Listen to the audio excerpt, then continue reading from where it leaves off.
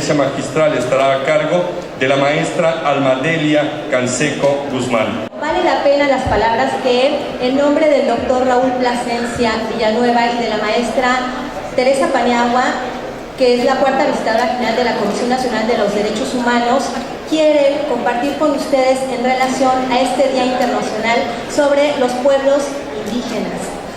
Toda vez que, atendiendo a lo que dijo el rector y también abonó el licenciado Fabricio, en el sentido que no es solo que se haya traducido la Constitución Política de los Estados Unidos Mexicanos a las 3 lenguas, sino cómo se lo vamos a explicar a los indígenas, porque acuérdense, los derechos humanos son occidentales, ¿sí?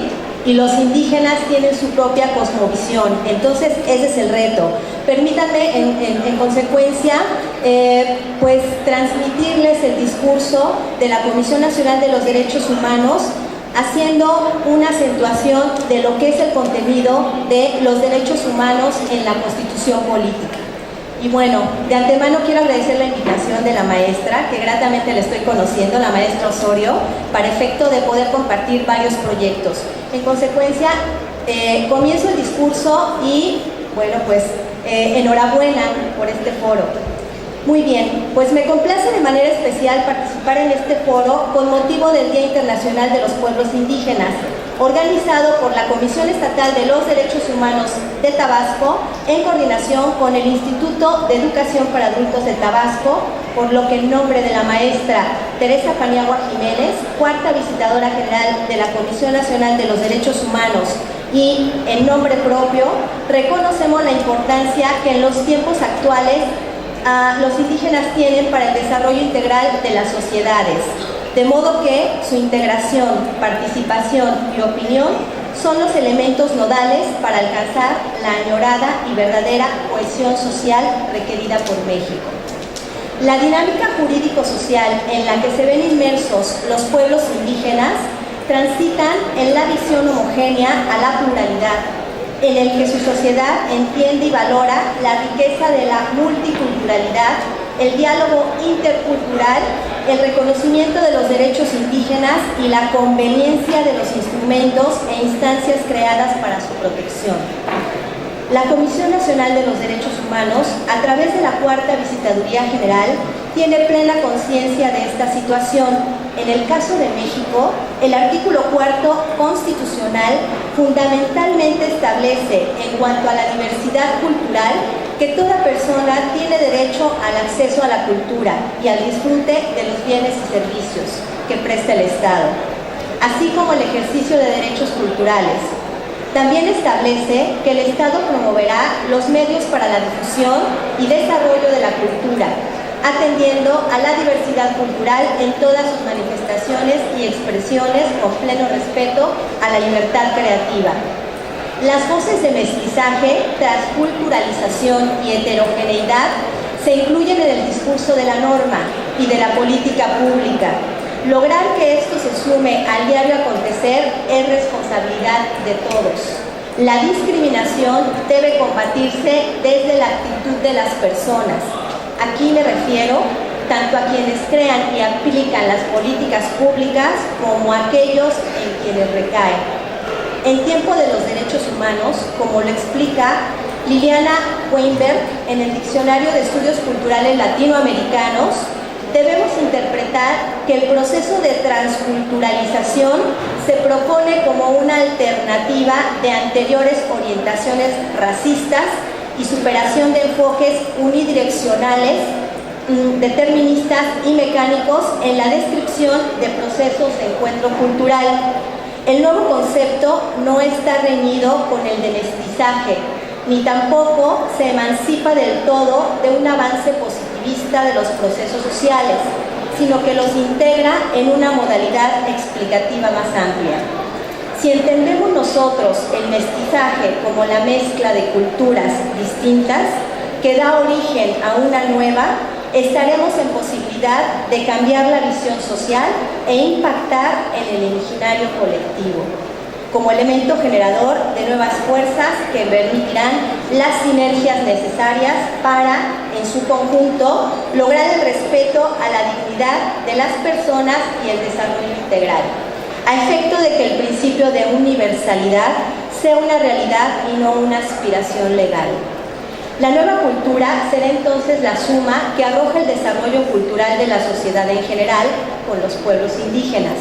Por su parte, el término heterogeneidad social describe dinámica política en la que participan los sujetos.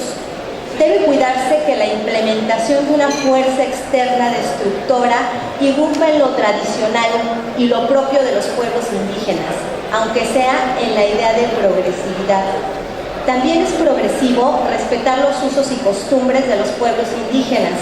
Recordemos que ello forma parte de la diversidad cultural que da riqueza a los pueblos.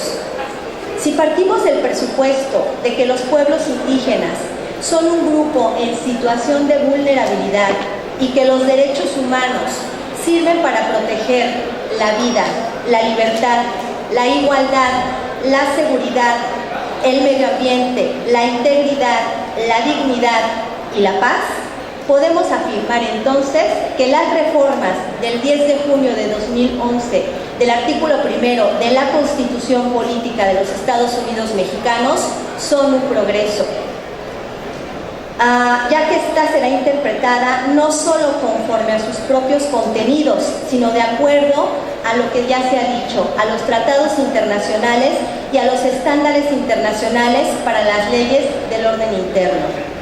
Resumiré entonces que los elementos destacables de esta importante transformación en el orden constitucional, en los que los pueblos indígenas suman sin espacio a duda, son los siguientes. Incluye, para empezar esta reforma, el término de derechos humanos en el capítulo primero de la Constitución. En segundo lugar, se fortalece el reconocimiento de los derechos humanos como derechos inherentes al ser humano. Tercer punto, positiviza la aplicación de los derechos humanos tutelados en los tratados internacionales. Cuarto, replantea la jerarquía constitucional de los tratados internacionales en materia de derechos humanos. Quinto, establece la protección de los derechos humanos como uno de los principios rectores de la política exterior mexicana. Sexto, se actualiza el marco constitucional para que los derechos humanos que se han reconocido internacionalmente a través de los tratados firmados y ratificados por el Senado cuenten con un mecanismo de control como son las acciones de inconstitucionalidad. Y sexto, si no es que es el más importante y al que se refirió el licenciado Fabricio, contempla de manera expresa, sin temor a que haya ninguna interpretación, la aplicación del principio pro persona, que es extensivo. Los derechos humanos en el orden jurídico mexicano han ido implementándose evolutivamente, de suerte tal que en un primer momento fueron reconocidos los llamados derechos de primera generación, los derechos económicos, civiles y políticos, posteriormente los derechos de segunda generación, económicos, sociales y culturales. Hoy en día estamos con los derechos de tercera y cuarta generación, que son los derechos de solidaridad de los pueblos o de intereses difusos. Como sabemos, se encuentran actualmente establecidos en la Constitución y en los tratados internacionales. Todos estos derechos se rigen por los principios que ya los nombraron: universalidad, interdependencia, indivisibilidad y progresividad. Cierto estoy que estos principios ya están traducidos en las 3 lenguas. Ahora es explicar a los indígenas cuál es el alcance y en qué consisten, ¿no? En México se ha dado una transformación sin precedente en el ámbito de los derechos humanos. Baste recordar la 9ª época jurisprudencial en el Poder Judicial de la Federación, la cual ha cerrado y ahora nos encontramos con la naciente 10ª época denominada de los derechos humanos y del control de la convencionalidad, que dicho sea de paso, en razón del ordenado por la sentencia Varios 912/2010, emitida por la Suprema Corte de Justicia de la Nación, debe aplicarse ex oficio por los jueces mexicanos en materia de derechos humanos. Tampoco podemos olvidar que recientemente, en el 2010, fueron resueltos por la Corte Interamericana de Derechos Humanos, que forma parte del sistema interamericano, a los 2 casos que involucran mujeres indígenas. Así, en Inés Fernández Ortega y Valentina Rosendo Cantú, se abordaron muy interesantes aspectos de acceso a la justicia que han marcado un precedente para la aplicación del derecho en México, además de haber sensibilizado la concurrencia de elementos de vulnerabilidad que cuando se es mujer, pobre, indígena, no se habla español y además se genera agresión por agentes del Estado, las violaciones a los derechos humanos son aún más graves. El diseño institucional y normativo tendrá que voltear a mirar estos cambios de visión sobre la justicia y la interpretación de las normas, puesto que son necesarios para alcanzar la igualdad entre hombres y mujeres, sin importar raza, color o condición social. En la numerología del Instituto Nacional de Estadística y Geografía, la población indígena del país es de aproximadamente 15.7 millones de personas. 57% de ellas tiene acceso a instituciones de salud, 22.6% habita en piso de tierra y 27.3% de la población de 15 años y más hablante de lengua indígena es analfabeta. Como se aprecia, el reto de inclusión no es cosa menor. Las grandes conquistas se logran con decisión, compromiso y sobre todo con la comprensión del problema de vulnerabilidad, que muchas veces se ve incrementado por otro tipo de factores. Tal es el caso de los indígenas que participan en los flujos migratorios y que se ven obligados a trasladarse de un lugar a otro por muy diversas razones, o bien el caso de los indígenas en reclusión también es otro gran tema. Solo por contextualizarles, me permito señalar que los indígenas de los centros penitenciarios del país asciende a un total de 8.486 personas, de las cuales 7.789 pertenecen al fuero común y 697 al fuero federal. 290 son mujeres y 8.196 son varones. Están recluidos. Hoy por hoy estamos tratando con el INALI también las traducciones para que lleguen los folletos sobre los derechos de los indígenas en reclusión y durante la detención en los idiomas que prevalecen de la cantidad mayor de indígenas que se encuentran recluidos, que son más de 100 personas.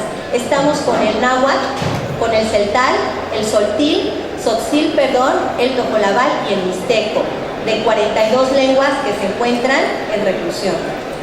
Entonces también es un gran reto, licenciado Fabricio, lo que tenemos que trabajar, ¿no?, en la traducción para que también llegue a esos indígenas la información.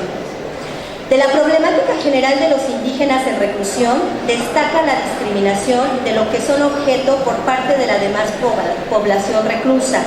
Y según datos recabados por la Comisión Nacional de los Derechos Humanos, no reciben información sobre los derechos humanos que les asisten, enfrentan escasas visitas en razón de la lejanía de sus comunidades, deficiente atención médica, casi nula actividad laboral y desconocimiento absoluto de beneficios preliberatorios. De modo que es urgente también en este segmento un programa de asistencia social por parte de las autoridades penitenciarias para la atención especializada de los indígenas en reclusión. Señoras y señores, los derechos humanos indígenas en el México actual requieren mantenimiento y atención permanentes.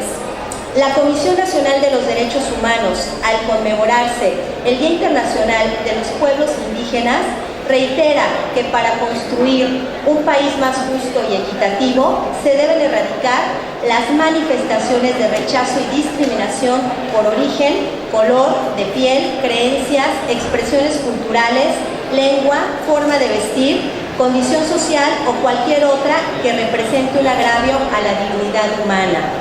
Para lograr este objetivo, se debe redoblar el esfuerzo para impedir que la marginación, la desigualdad y la falta de oportunidades detengan el desarrollo socioeconómico de la población indígena de nuestro país. Muchas gracias.